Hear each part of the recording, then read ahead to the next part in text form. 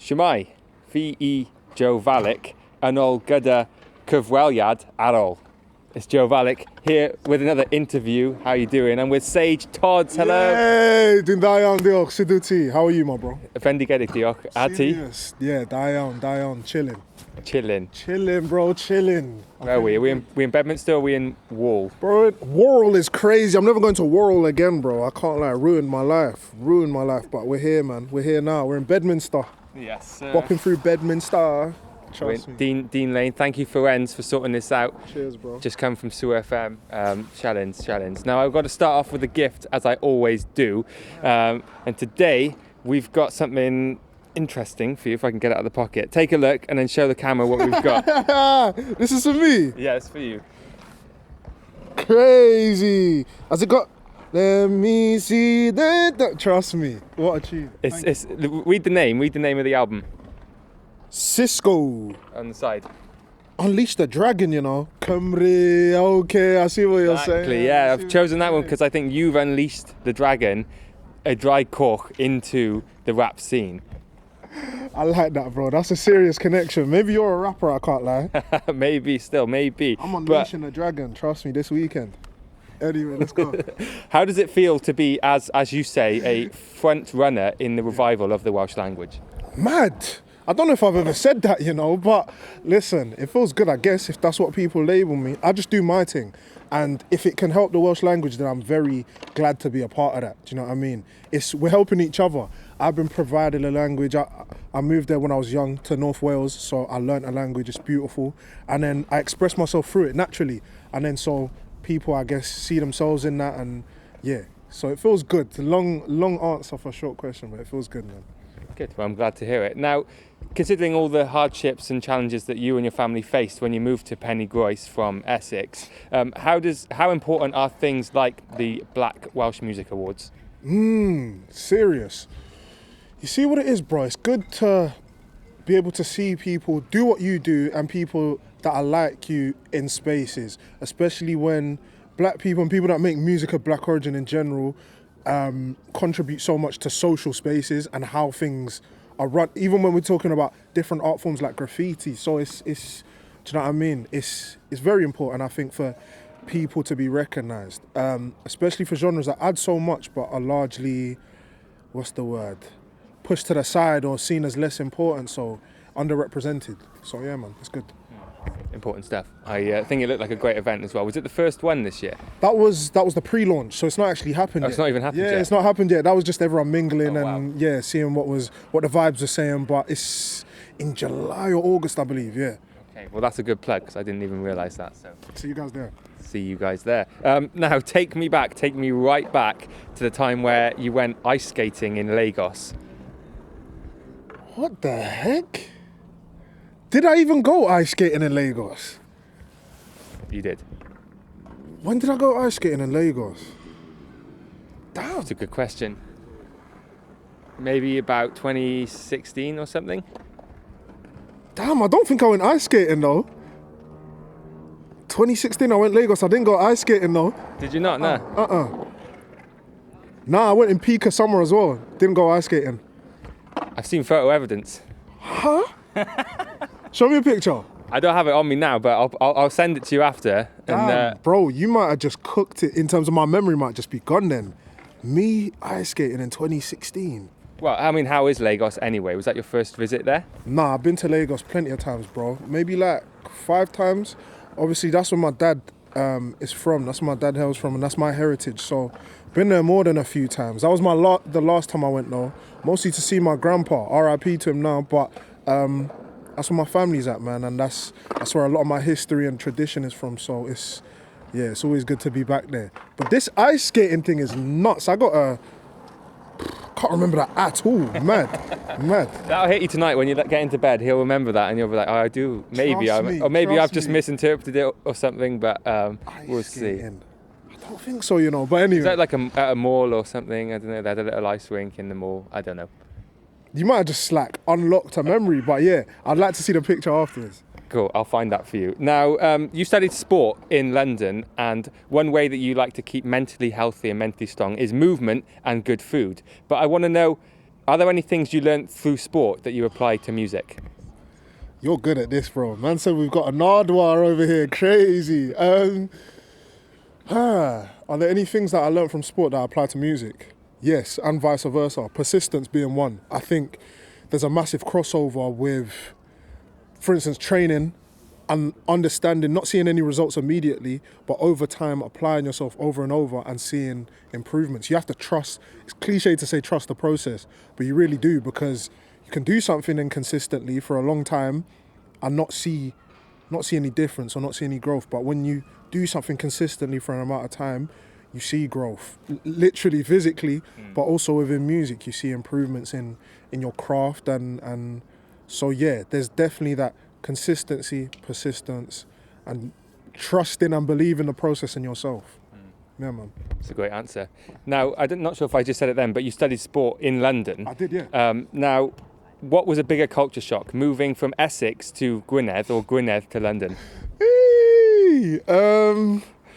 Defo Essex to Gwynedd. Essex to Gwynedd. Going back to London, going to London felt almost like going back home, because a lot of my friends and family are from there. So I was always between there anyway, major holidays, etc., uncles, aunties. But going from Essex to Gwynedd it was a different language, bro. Completely different culture, 7 years old, completely different language. Like, the only lesson that was taught in English was English. Everything else was completely Welsh. So, yeah, that was more than a culture shock. Culture like punched, you know what I mean? It was sink or swim. Trust me, bro. And I was treading as much as possible, you know? Yeah. Are you grateful for that now, though? Most definitely. It's a mix of gratitude and like it is what it is. Do you know what I'm saying? There's no other way things could have gone in terms of that's just my life. So I'm also grateful for the opportunities that I've been able to grasp from it, and the experiences. It all makes you. So I'm grateful for who I am. Therefore, yeah, man. Nice. Now tell me about the spicy African displaced queen. Oh, don't kill me. That's my mum, yeah? Yeah, aka Maggie's Exotic. Maggie's Exotic Food. She's actually tamed it to Maggie's African Twist now. Okay, so if you want the best sauces, hot sauces in Wales, go find that online, Google Maggie's African Twist. Yeah. Displaced Queen. What do you want me to tell about? She's an amazing woman. I'm a bit biased because that's my mum. But yeah, she's in a small village, Penargroes in North Wales, and she cooks, caters. She's always been an entrepreneur her whole life, and has felt displaced because she was born in the UK, was only there for like a year, boom, then Nigeria, lived there for most of her life, then back in the UK as an adult. So yeah, where's home? Where do you call home in that case, you know? But yeah, she's amazing, man, and she makes some of the best hot sauces in the world. So yeah.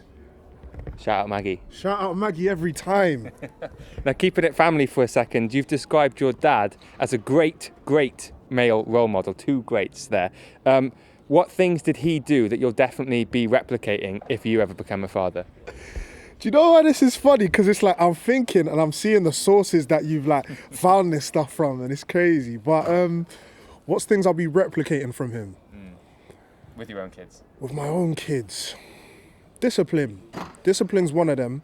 I'm so grateful he instilled that in me in different ways and taught me how to hold myself as a man and how to carry myself just as a human being. How to relate to others, how to look after yourself in terms of set boundaries, those type of things. But I think discipline's probably the main one, because I think without him in certain scenarios, I can see all the different paths I could have gone down. Whether that's making money different ways, whether that's whatever, like, I can see where his influence in my life has directly, like, put me on the right path. So replicating with my kids, definitely the love, the discipline, that one-to-one intentionality, do you know what I'm saying? Like, listen, I'm not just observing my kid grow up, like, I'm part of their upbringing. What a great answer. Thank you, Dad. What's his name? Femi. Thank you, Femi. Shout out Femi. Shout out Maggie. Shout out Femi and Maggie. Now, he's also a preacher, and the church was a big part of your growing up. Yes. Would you say you have a close relationship with God? Damn. Listen, we're getting to know each other again. Yeah. I would say close for most of my life, but maybe not close in the way it needed to be. So there was a part of my life where it was here and then it went here, and I think I'm on that trajectory again. So yeah, godly things are always close to my heart. Like my dad's a preacher, as you said. But in terms of right now, listen, we're rebuilding that relationship. Yeah, man. It's a slow process, I'm sure. It is. It's a slow process because it's life, innit? It's life. It's bigger than any 9 to 5. It's bigger than everything, really. So it's just working on it at the moment. He'll be ready when you are, I'm sure. Now, it all started in... Shout out Femi, Maggie and God every time. Trust me. Love. Now, it all started in 2019 with money in the bank, possibly referring to that sweet M&S paycheck. But what is your proudest moment in the last 5 years of music? Have you listened to Money in the Bank? I know I'm going off thingy now, but... I couldn't hear it, but I saw the name and I was like, damn, I wish I could hear that, because I'd love to know how the progress has happened. Shawn Michaels and them, man. Do you remember WWE? Nah, I was never into wrestling. There were always these matches where you have to grab the big case of money from the top and then you win it. But what was the question again? What's your proudest moment in the last 5 years of music? Probably working with the FAW. That was a cool one. Represented Wales within that song. So, and then I was able to go to Qatar as well to perform like in and around the World Cup type vibe in the what do you call it? Like the British village. It was British, but then they had like a specific Welsh part. So yeah, that was really cool. And that was nuts because I'd only just finished university. So for them to be like, yeah, we're gonna fly you out to Qatar, perform your music. Bro, I had like 3 songs out, like in terms of that I could perform in that space. So I was doing a short ass set list, but yeah, that was amazing. Going to Qatar was like a bit mind blowing for me. Bucket list stuff straight off the bat. Trust me, bro. First things first, and then it's like I went there and then started the real game. Do you know what I mean? I went to the not last level, but I jumped a few levels, then went to the normal game. Yeah, man. That's a great experience, and I'm sure you're very grateful. Now, dwi eisiau dysgu Cymraeg, ond dwi ddim yn neud amser a I gyfer. Does that make sense? Translate that for the people who speak English. Say it again and I'll translate it in real time. Dwi eisiau dysgu Cymraeg. I want to learn Welsh, but dwi ddim yn neud amser a I gyfer. I don't make time for it. I don't make enough time for it. Exactly. So what tips would you give me? Bro, speaking to Welsh people, I'll be real. Duolingo, bun that. I think the best way is to just have conversations with people that speak Welsh, and then if you ask them to correct you when needed, they'll give you the words and vocab. Like that's really the best way. Hang around people that speak Welsh, and you can just bounce off each other in like a depressurized situation. Yeah, that's what it was for me. I mean, it was pressurized, but just being in school and stuff every day. If you really want to learn, like now, go to like an immersion school. You can go to schools where it's like dedicated to just Welsh every day. Yeah. It's good advice. Thank you. If you want to learn Welsh as well, do that. And you should want to learn Welsh, because why not? Exactly. If you're Welsh like me, you can't speak Welsh. It's not embarrassing, but I just wish I could speak Welsh. So it's always a good thing. I think, always a good thing. I think so. Yeah. Cool. Well, I'm going to do those things. And last question now. Juice Menace said to you back in 2023 on your documentary with Hanch, I think it's called, that Welsh artists are the underdogs. However, I think since 2023, the tides have kind of turned, and there's so much support and so many great Welsh artists coming up at the moment, and there's a bit more infrastructure, a bit more people like you representing. So how do we keep up the positive progress? More people need to do what they need to do individually. Like a scene is only as strong as its individuals. So I think in terms of keeping up progress, we can only point to the scene because there's people you can point to. You can be like Mace, Nathan Mizrod, Dom and Lloyd, Luke RV, do you know what I mean? Lemfrick. There's people within Wales that are doing bits, and then that creates a collective. So I think it's really everyone. Nobody wait for nobody to come save you or for the scene to carry you or any of that. Like, you create the wave and then you join the waves together and it's a bigger wave. It's not like, oh, let me just jump on this. Nah, everyone's got to do their bit, man. So I think it's really that separate journeys, but then like a larger journey. Yeah. Amazing. So much wisdom today. Thank you so much, Sage. Trying, my bro. Before I let you get back to Cardiff, do you have anything you want to get off your chest or say or share with the world? Listen, I got an EP dropping very soon. Probably in May, called Stop Ya Quina. Stop Ya Quina means stop complaining in Welsh. So listen, keep your eyes out for that. Nice. Well, thank you. Diolch and Vower. And good luck on the train home. T. Thank you, man. It's good to meet you. You too, bro. John, rate you. You're funny. Thank you, bro. It's huge funny. Kam det hero du di kam eva amsar kom od sagt di stovi vi laur Unin gore de vlani a mine da do noge da krev da kaur Do sam sam sana nauri kredo do vodoli guto du bawa de skier sem lo de kara de gulo da ne do gidetar toria da waur Koti gwaith, koti frinja, koti